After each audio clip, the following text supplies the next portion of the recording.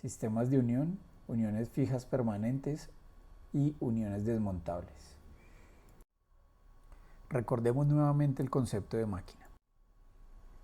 Podemos considerar una máquina como un objeto compuesto por un conjunto de piezas ajustadas entre sí. Normalmente una máquina se usa para facilitar o realizar un trabajo determinado. Este trabajo es posible gracias a la transformación de energía en movimiento.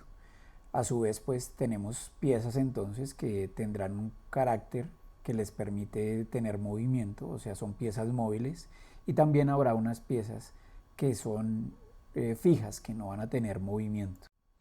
Esta condición nos hace pensar en que hay diferentes posibilidades al momento de unir estas piezas.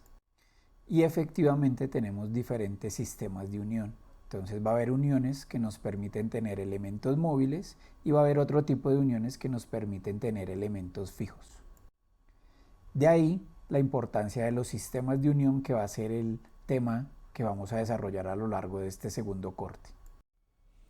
Para adentrarnos en el tema, debemos iniciar sabiendo que existe una clasificación para los sistemas de unión. Esta corresponde a dos grandes grupos. Por un lado tenemos uniones fijas o permanentes y por otro lado tenemos uniones desmontables. En el grupo de las uniones desmontables, como su nombre ya lo sugiere, tenemos una serie de sistemas que van a permitir que armemos y desarmemos o montemos y desmontemos este tipo de uniones. Este sistema está pensado en la posibilidad de armar y desarmar los componentes de una máquina. En condiciones normales, esto podría ser posible.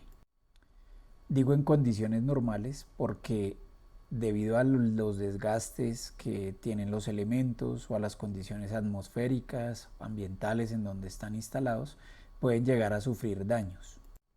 Pensemos, por ejemplo, un tornillo que está expuesto a condiciones de humedad que va seguramente a oxidarse y a corroerse y posiblemente a romperse en un proceso de instalación o de desinstalación. A pesar de eso, esas condiciones no hacen que deje de ser un elemento desmontable. En este segundo grupo tenemos las uniones fijas o permanentes. Como su nombre ya lo indica, podemos suponer que van a tener un comportamiento completamente contrario a las uniones del grupo anterior. Este tipo de uniones están pensadas para elementos que no necesitan ser desmontados. Sin embargo, a pesar de ese nombre de permanentes, sí las podemos separar. Pero a diferencia del grupo anterior, cuando hacemos un proceso de separación en estas uniones, siempre vamos a dañar alguno de los elementos que compone la unión. En las imágenes vemos dos ejemplos de uniones fijas o permanentes.